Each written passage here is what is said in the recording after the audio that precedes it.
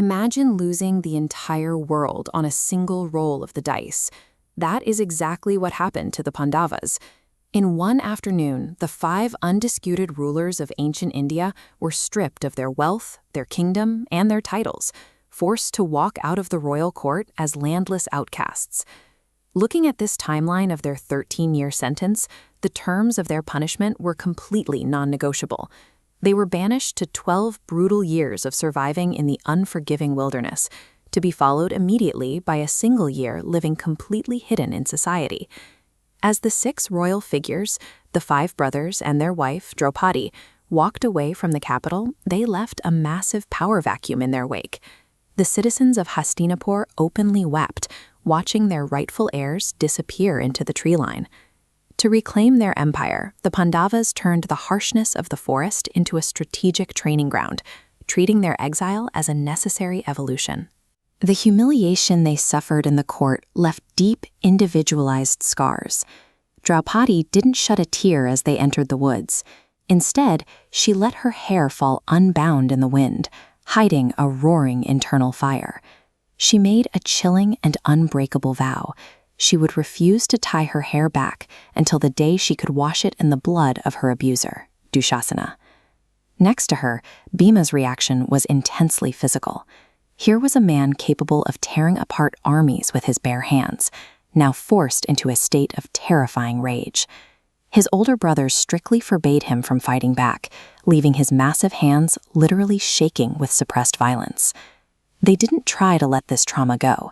Instead, they bottled that absolute thirst for vengeance, using it as the high-octane fuel driving their strategic preparation for the next 12 years.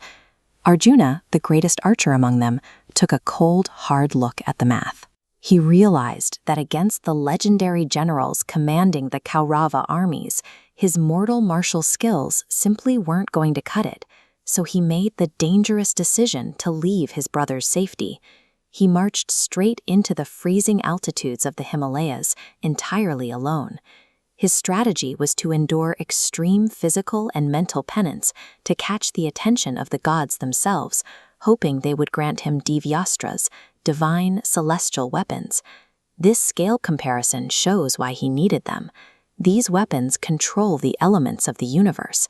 A single divyastra carries an expanding blast radius that can wipe out entire battalions in seconds, instantly dwarfing anything a conventional volley of arrows could ever achieve.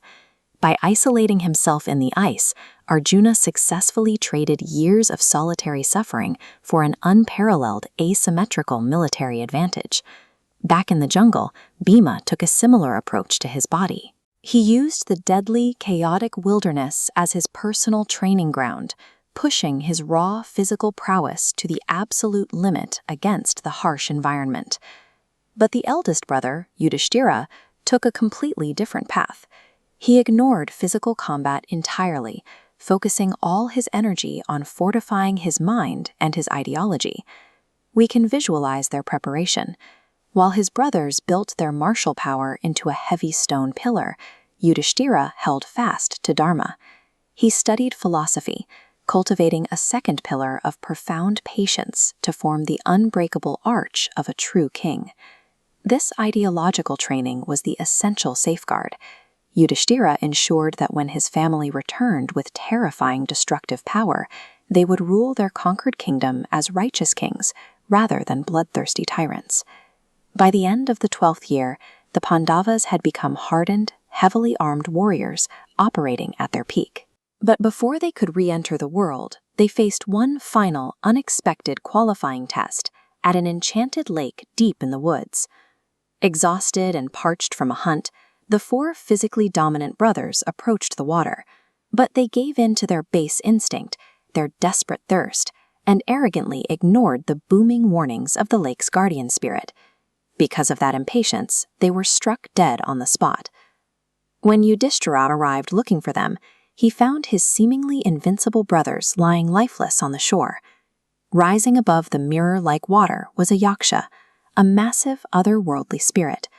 The spirit challenged Yudhishthira to a rapid-fire life-or-death interrogation, known as the Yaksha Prashna. If he answered incorrectly, he would join his brothers in death.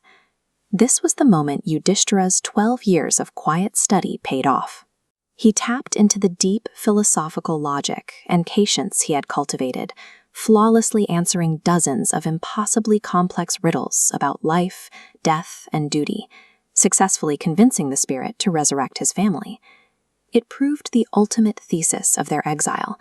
All the godlike weaponry of Arjuna and the unmatched physical rage of Bhima were completely useless without the stabilizing, guiding wisdom of their eldest brother. The brutal 12-year crucible had done its job. It had forged the Pandavas into a complete, balanced weapon, fully prepared for the war to come.